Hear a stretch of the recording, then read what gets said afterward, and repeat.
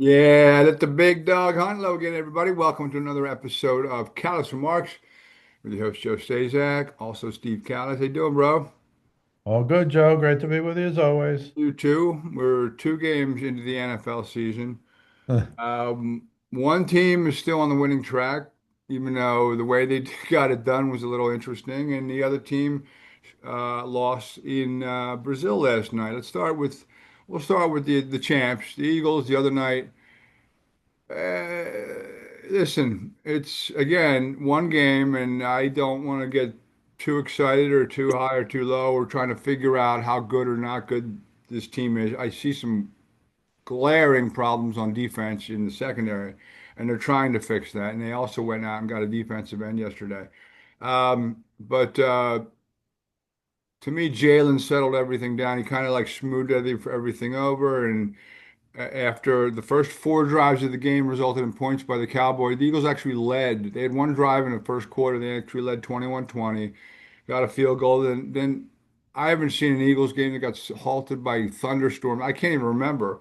And I think that might have helped the Eagles, but when that resumed, like nobody scored. And CeeDee Lamb dropped a few balls. I mean, and Jake Ferguson dropped a touchdown as well. I know there was a penalty on the play, but and then Miles Sanders fumbled down deep.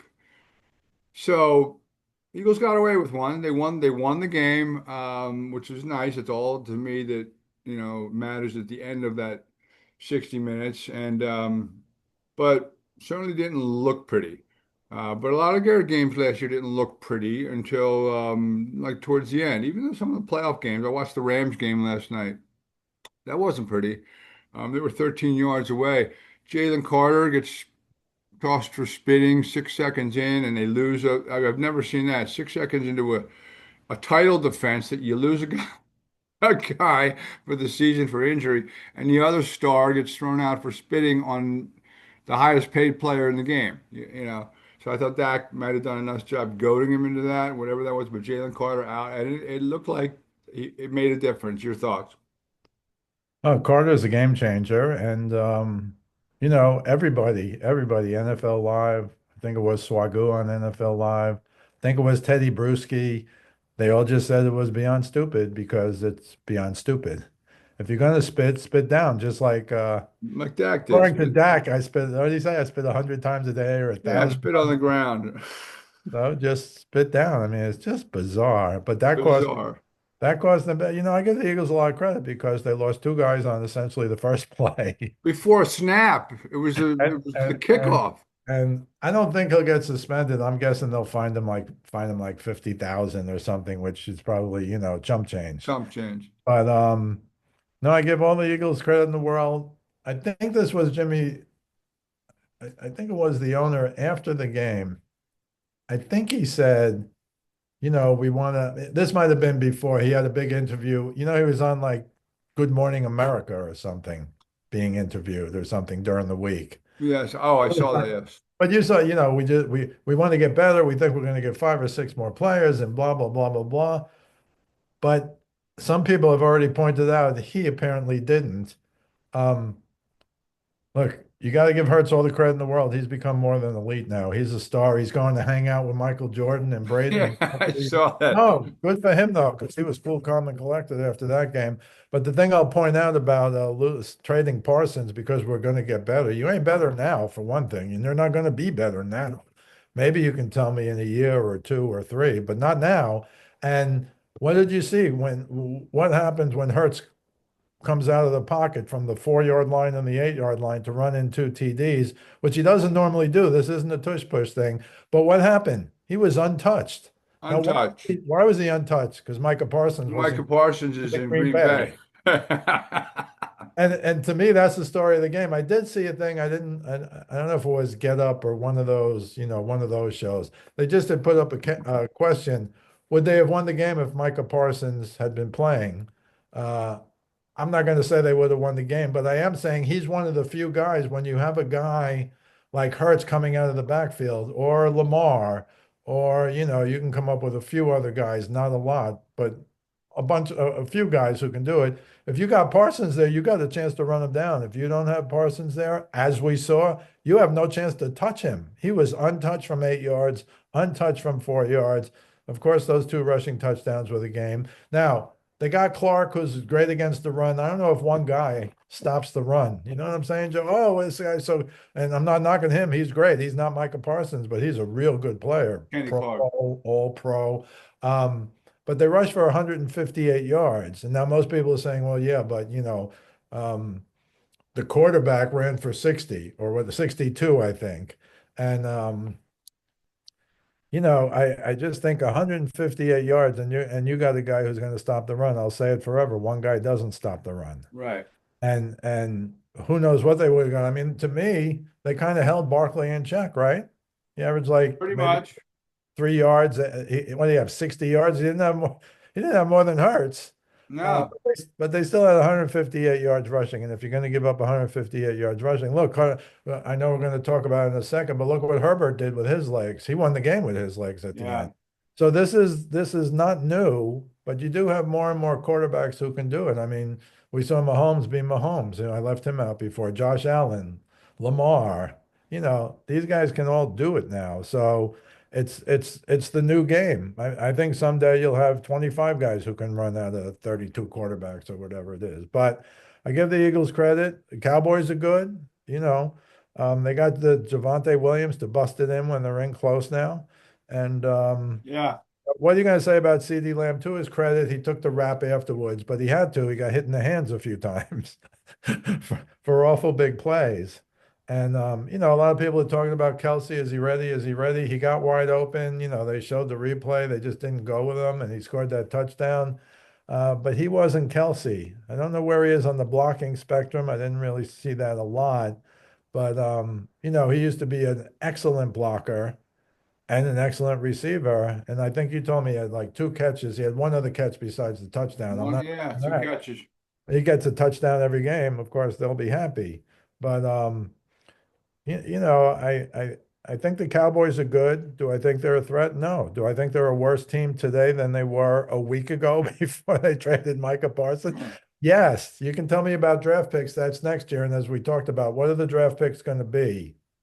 The Packers draft picks. It's going to be Sure, like because the the Packers are going to 23rd, be, yeah. the 28th pick. If you believe some people think they're going to the Super Bowl, then they'll be the 30th pick. Jordan Love stinks right now.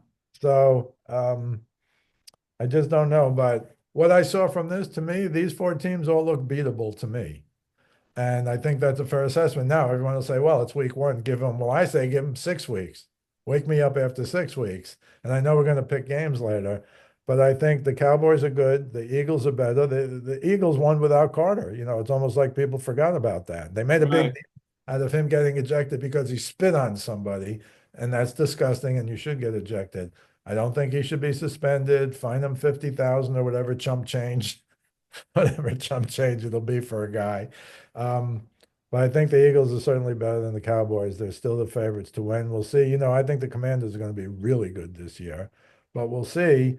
And the Giants, who are improved, I think, again, they're in the wrong division. And as for the Chargers, I give them credit, but after that playoff loss last year, they were terrible. Herbert was terrible. Wake me up. I mean, through three picks in the playoff game. Like, I want to see. I have no interest in hearing about the Ravens or Yeah. even the Wake me, Bills. I wake mean, me yeah, up when the they Chiefs, the win. Chiefs look beatable, but put Patrick Mahomes in a playoff game and there's a different outcome. Yeah, wake me up. We'll stay for one because wake me up when they win. Then we'll believe Yeah. it. Now, I believe the Chiefs are beatable because not only did the Eagles manhandle them in the Super Bowl, the Chargers beat them. This wasn't a road game. It wasn't a home game. It sounded like they had I don't know if they had half the fans rooting for one team and half for the other. I don't know how in Brazil. I'm really sick of these games. You got to go on YouTube now to watch a game. And it's just becoming you got to go to 5 places to watch games now. Amazon Prime, right? They got games.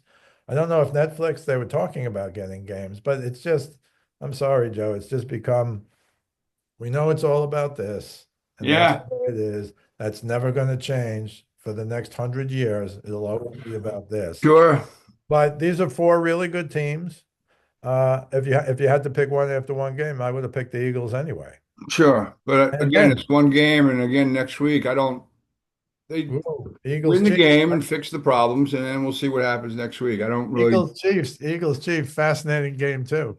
yeah, yeah. Eagles Chiefs. That's right. They're in Arrowhead in game two, so 4-4-4-25. So it should be interesting. And We're gonna do our first picks with my 6 week warning. it's 6 weeks warning. You want to let's do picks now because we could only talk about two games, and those were it. Those were it. So You're gonna laugh at my picks as go you ahead. normally Go, no, do. I'm not going to My laugh at your first picks. pick is a road favorite.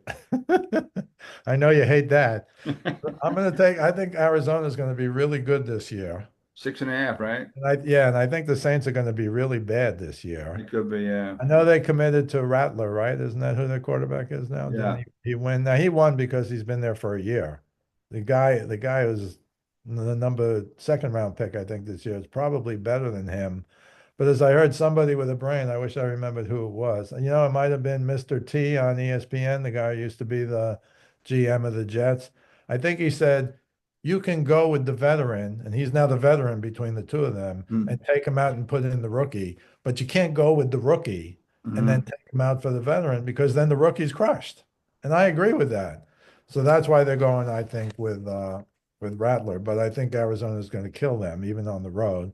But it's Arizona minus 6.5 at the Saints. I'll take Arizona. The Broncos are home against the Titans. I don't know how good Titans are going to be. They lost their coach last year, and I think that's a loss. He's up in New England, Vrabel's of up in course. New England. I didn't pick New England because Gonzalez is already out. Gonzalez is one of the best DBs in the NFL after what, 2 years? Uh, Yep. but he's out for sure, and that's a problem. But I am taking the Broncos at home minus 8.5 over the Titans. So you might think I'm nuts, but I don't know how the Titans are going to score. And I think Bo Nix is taking that step up to make them a real contender. Super Bowl contender, we'll talk about that next week. They're a long shot, of course, but I think their defense is going to keep them in every game. And finally, I'll take the Lions.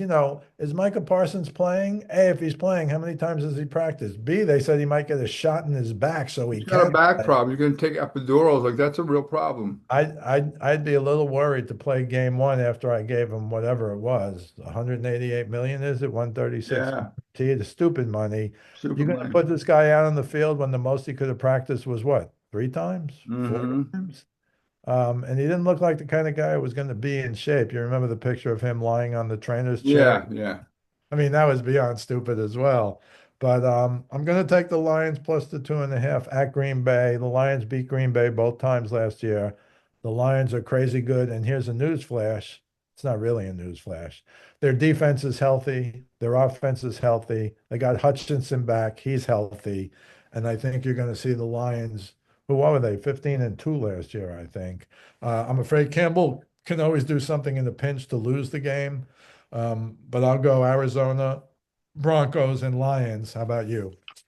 Um, it's, I'm looking at these games again, like you said, it's the first week. I mean, who knows? But I will go with what I know a little bit. I know Sam Darnold was good, but he's with a new team. I think the 49ers are back and healthy, and they're actually only a point and a half dog on the road. I'll take them over the Seahawks. I like your pick too, the Lions over the Packers, 1.5. I mean, those games. The Packers were 10-1 aside from playing the NFC North last year, and they were 1-5 when they played in the division. Jordan Love, wake me up if he ever gets good. I'm not a big believer in him. He had one game and made a lot of money in Well, he Dallas. got the money. He got the money. He did get the money. God bless him. But other than that, he threw three picks in his playoff game in Philadelphia. Nope. And then I like the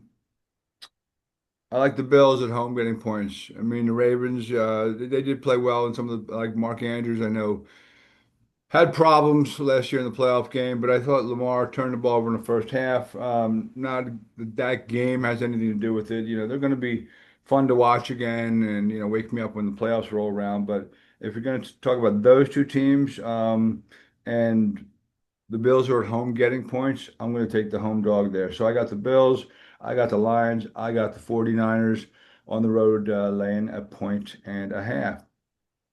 Talk a little baseball. Phil's won last night 9-3, 6 games up on the Mets, September 6th. I know you wanted to say a few things. It's kind of taken a back seat to the NFL now, but Of course. but Where are we with it'll heat up. where are we with Schwarber? Is it true he hasn't hit a home run in what, 12 games, 15 games? Or it's a long time since his four home run game. I thought I heard that last night. It's been a while since he's hit a home run. It's been a little while, but it's true. He's fine. Streaky, yeah. I Yeah. guess if you hit four in one game also, you can take some time off. But no, the stuff I wanted to talk briefly was so the Yankees are going into their brutal part of the schedule now. They have like 15 games in a row against really good teams, but they beat the Astros 3 out of 4, and you're like, wow, the cheater is where I come from, of course.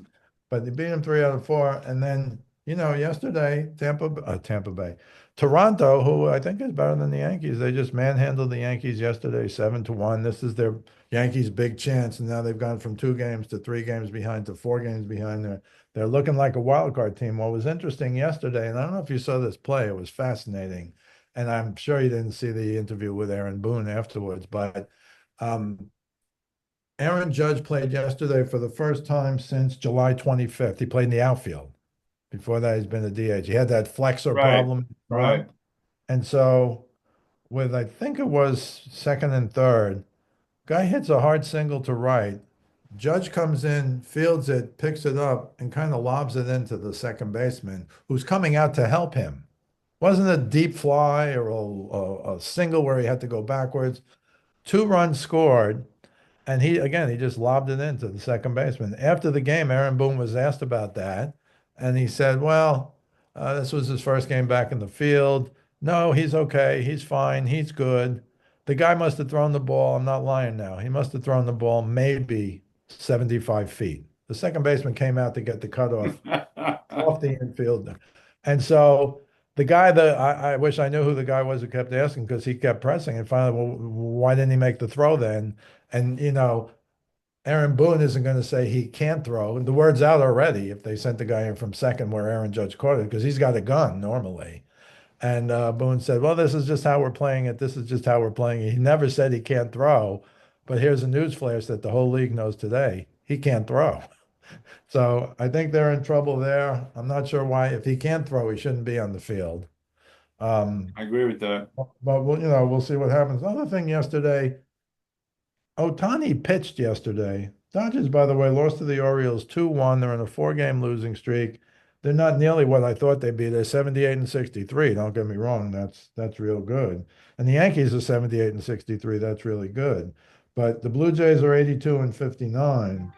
And the Brewers are the best, they have the best record in the National League. But Otani pitched 3 2/3 innings yesterday, and they came and got him 5 Ks, no runs.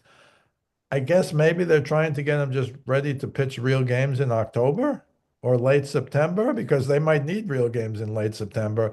I thought they'd win the division easily, and that's not happening. And again, now they're on a 4 game losing streak. So the thing I did want to ask you about the Phillies, though. Let me see, it's in my notes. Oh, so tell me what you make of this. I'm sure you know this, but I don't know what the end is. We already talked about Wheeler, and they're in trouble, in my view, without Wheeler. But Aaron Nola gets off the IL, and his next 3 starts, his ERA is 7.53. He pitches against the Brewers on Wednesday night, and he gives up 5 earned runs in the first inning. Yeah. Oh, is this because he's just coming back from injury? The old, you got to give him time because they need him in the playoffs if he's Aaron Nola, but he's not Aaron Nola. His first 4 starts back off of the IL. No, he's not. But even when he will be, you don't know what you're getting out of him. He can look really sharp, but once he maybe gets past a certain time in the game, he gives up a lot of bombs. So if he gets past six, I'm putting him on a short leash because I don't really trust Aaron Nola. Uh, Okay. you don't know what you're getting, and I know that he's come back and pitched actually well in one of the games, and then kind of looks like Aaron Nola again. And I know he needs some time, get reacclimated and whatever. Um, but I'm a little concerned about the pitching now because Wheeler's out, their ace, and Nola was like the number two guy last year. And Ace is out. I don't really trust the second guy. Like, really? That's what you're going into the playoffs with? Lizardo, yeah, Gonzalez. Okay. Oh, what about Suarez? He's 11-6 now. He's pretty Suarez, good. I like. I mean, Suarez has the temperament for the playoffs, but we'll see. It's you're really shortening your ace, your staff.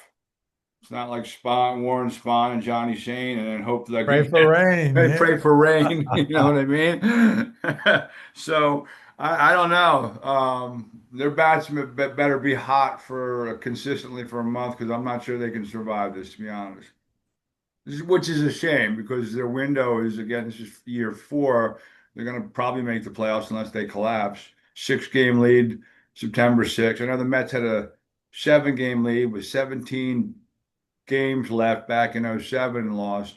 It doesn't really happen. And of course, there's this curse of 64. I think the Phillies will be fine getting the playoffs. But here's another year of the window. It's We'll see. I've seen stranger things happen, but they're going to have to piecemeal and really get by with their starting pitching. I know they have, the closer they brought in from the Twins, Durantula, but they have to be winning to bring him in. You know what I mean? He's Yeah, valuable to yeah, close the yeah. game. We got to be winning late for Durantula.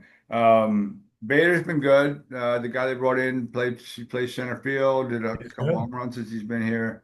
But you're right, Schwarber's gone a little quiet. I'm not worried about Schwarber. He always wakes up when he needs to. Um, but I think that pitching, there's going to be some issues there, unfortunately. So, we shall see. September 6th, 23 days, and, then we're getting ready for baseball, playoff baseball. It's a good time of year. There's a lot of stimulation, there's a lot of games, and it should be fun. We got to end on a sad note.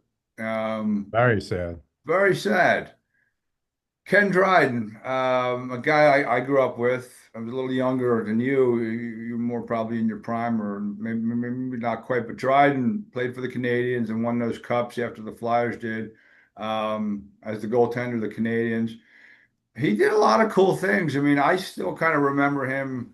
I mean, I remember him for being that goaltender, but he was the color analyst for like the greatest hockey game ever played, or ever, the Al Michaels calling the game in Lake Placid when USA beat the Russians, and like the legendary stories the day before that, he drove up to somewhere in Canada, took the bar and passed it. He retired at 31, which is pretty young, to pursue other interests like law and whatnot.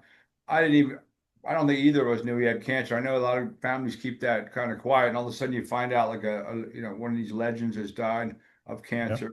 Um, you just went over his Cornell record. It's ridiculous.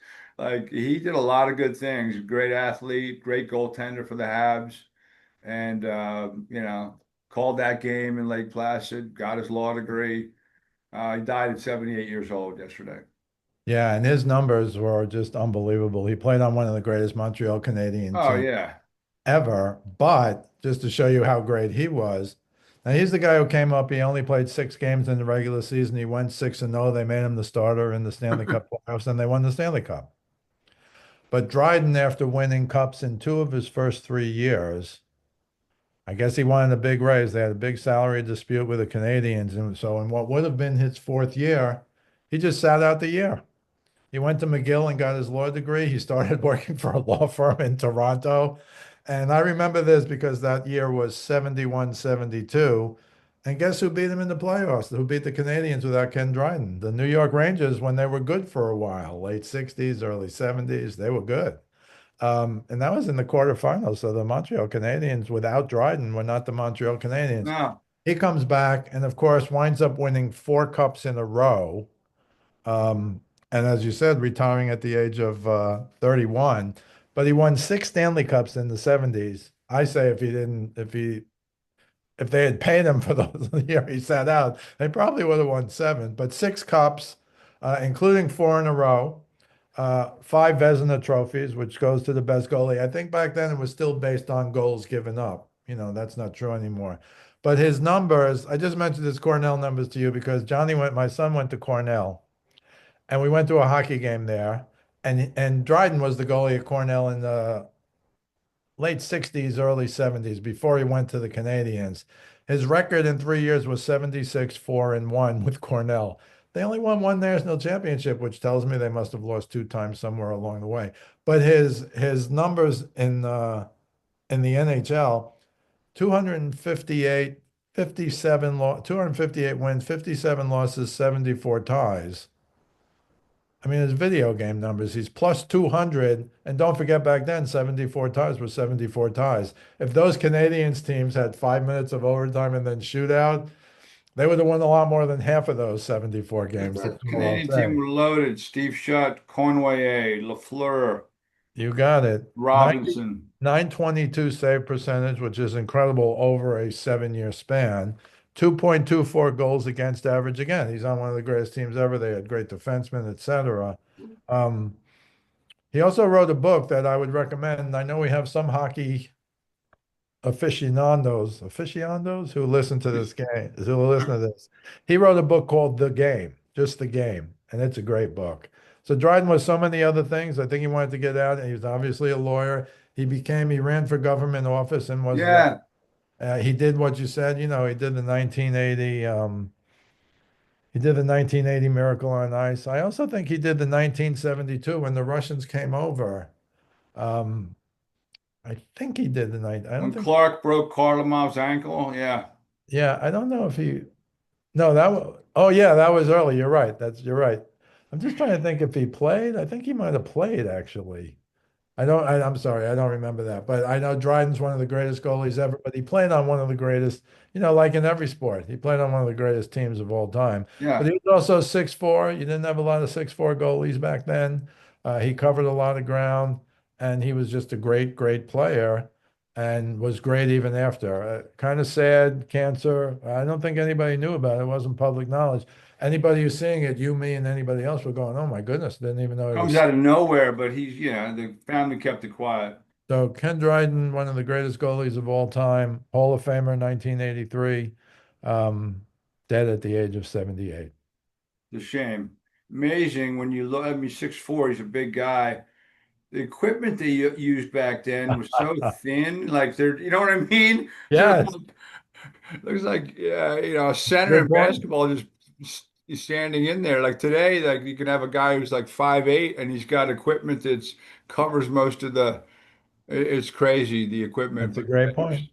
he was great. Ken Dryden on that team of just there were stars everywhere you looked for the Habs, and they took over, prevent the Flyers from three-peating, swept them in '76, and then won three more cups until the Rangers then stepped in. But yeah, it is a shame. But he did a lot of good things. He was an interesting guy because he had so many other talents.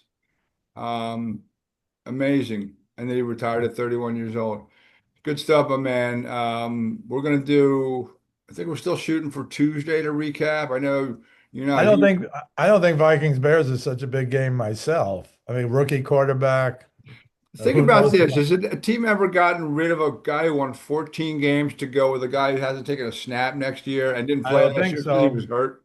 But here's the answer. It's got to be the answer. They would have had to pay him too much.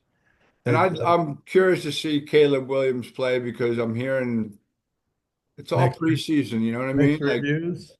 yeah, like let him play. Let's see what happens when We'll Ben see. Johnson So we'll wait till Tuesday. You're right. I agree with and that. Ben Johnson's offense. So we'll do, yeah, whatever's good. We could do Tuesday morning. Hell, if you want to stay up late, I'll do Monday night. I don't really sleep, but good stuff. Again, you can catch Steve's stuff on his daily Facebook forum page. Speaking of sports with Steve Kallas, also his videos on WestchesterCountyPost.com. This podcast on YouTube and all the audio outlets like Apple and Spotify and Deezer, and you can follow me at Joe Staszak 975 on Twitter or at Joe Staszak 4799 on Instagram. Good stuff, man. Enjoy the games, folks, because there's a lot of college games today, and we didn't even get into that. And I know there's some Penn State people not happy. They thought they should have moved up to number one, but Ohio State's number one for beating Texas. So And are you laying 43 and a half today or no? I 40. don't lay those big numbers. I just Good don't. I to mean, hear. back in the day, maybe like the Nebraskas and Oklahomas, they'd be rolling folks by 60, 70. You could make some money, but it can be rough. Oh Nowadays, you boy. want to coddle the players, take them out at halftime, and you get third string guys in there. You're right. But going to be a fun full slate, man. Enjoy the games, and we'll talk to you next time. Always a pleasure, Joe. You too, pal. Appreciate it, folks, and we'll catch you on Tuesday morning.